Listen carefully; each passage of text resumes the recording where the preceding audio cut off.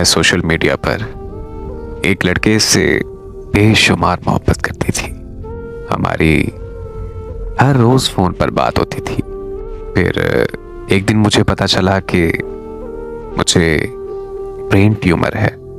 तब मैंने अपनी माँ को उस लड़के के बारे में सब कुछ सच सच बता दिया। मेरी माँ ने मुझे तसल्ली दी कि वो मेरे ठीक होते ही मेरी शादी उस लड़के के साथ करवा देंगी।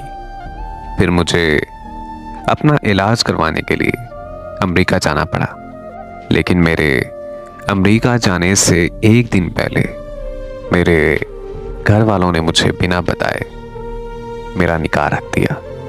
और मेरा निकाह मेरे उस कज़न के साथ था जो मुझे बचपन से ही शदीद पसंद करता था।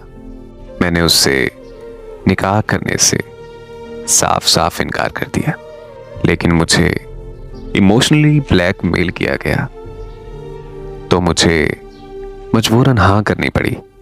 उस वक्त हमारा निकाह हुआ और निकाह के बाद मुझे पता चला कि वो मेरा कज़न भी मेरे साथ अमेरिका जा रहा है।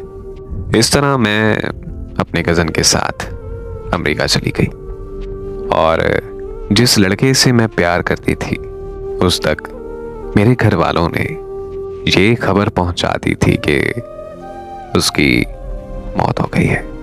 अमेरिका जाकर मैंने अपने कज़न के साथ कोई बात नहीं की और वैसे भी अभी हमारा सिर्फ निकाह हुआ था, रुखसती अभी बाकी थी।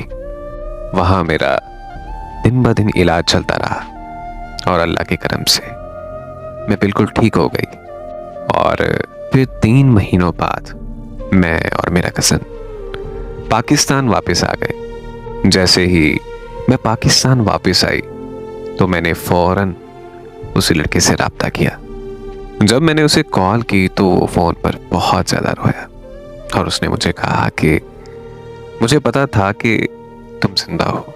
मैंने उसे वो सब बताया जो मेरे साथ हुआ। उसने मुझे कहा कि मेरी जान अब तुम फिक्र ना करो, बस तुम अपने उस कज़न से तलाक ले लो ताकि हम दोनों आपस में शादी कर सकें। मैंने अपने घर वालों से कहा कि मुझे मेरे कज़न से तलाक चाहिए, लेकिन मेरे घर वालों ने कहा कि नहीं मेरी बेटी, अब ऐसा बिल्कुल मुमकिन नहीं है। तो फिर मैंने अपने कज़न से दरखास्त की कि वो मुझे तलाक दे दे, लेकिन उसने मुझे कहा कि वो मुझे कभी भी तलाक नहीं देगा। वो मर तो जाएगा लेकिन कभी भी मुझे नहीं छोड़ेगा। मैं अपना घर छोड़कर एक हॉस्टल में रहने लगी और अदालत में खुला का केस फाइल कर दिया। उन्हीं दिनों वो लड़का मुझे मिलने आया और मुझे एक हॉस्टल में ले गया। वहाँ जाकर उसने मेरे साथ जिस्मानी ताल्लुक कायम किया और उसके बाद वो वापस चला गया। वापस पहुंचकर उसकी मुझे कॉल आई और वो मुझे कहने लगा कि वो माफ़ी चाहता है लेकिन वो मुझसे शादी नहीं कर सकता। मैंने उसकी बहुत ज़्यादा मिन्नतें की लेकिन वो मेरी कोई बात भी मानने के लिए तैयार नहीं था।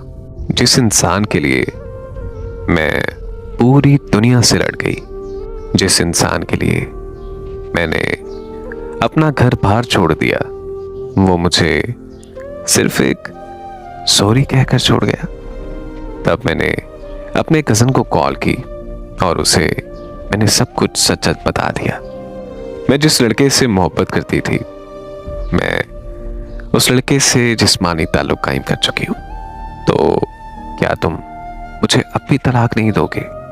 उसने मुझे कहा कि वो मुझसे मोहब्बत करता है, उसे उसके जिस्म की भूख नहीं है।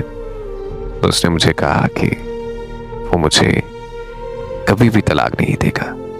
फिर मैंने खुला का केस वापस ले लिया और अपने घर वापस चली आई और मैंने अपने घर वालों से कहा कि वो मेरी रुखसती मेरे कज़न के साथ कर दें। मेरी ये बात सुनकर सब घर वाले बहुत ज़्यादा खुश हो गए और मेरी शादी की तैयारियां करने लगे। सब कुछ ठीक ठाक चल रहा था। शादी से 2-3 दिन पहले मुझे पता चला कि मैं प्रेग्नेंट हो गई हूँ। मैंने उस लड़के को कॉल की और उस लड़के को अपनी हालत के बारे में बताया, तो मुझे कहने लगा कि ये सब चीज़ें मुझे मत सुनाओ, तुम अबॉर्शन करवा लो। मैं उसकी बात सुनकर फूट फूट कर रोने लगी। मुझे समझ नहीं आ रहा था कि मैं क्या बात करूं उससे, मैं उसे क्या कहूं। मुझ पर जैसे एक सख्ता सा तारी हो गया। मेरे हाथ पांव सुन हो चुके थे कि मैं अब किसे क्या क्या जवाब देती फिरूंगी। तो मैंने जल्दी से अपने उस कज़न को कॉल की और मैंने अपने कज़न को प्रेग्नेंट होने के बारे में बताया। उसने मुझे कहा कि कोई बात नहीं, मैं इस बच्चे को अपना नाम दूंगा, लेकिन प्लीज़ मेरी तुमसे सिर्फ एक ही दरखास्त है। मैं तुम्हारी मिन्नत करता हूं कि ये बात किसी को मत बताना कि ये बच्चा किसी और का है।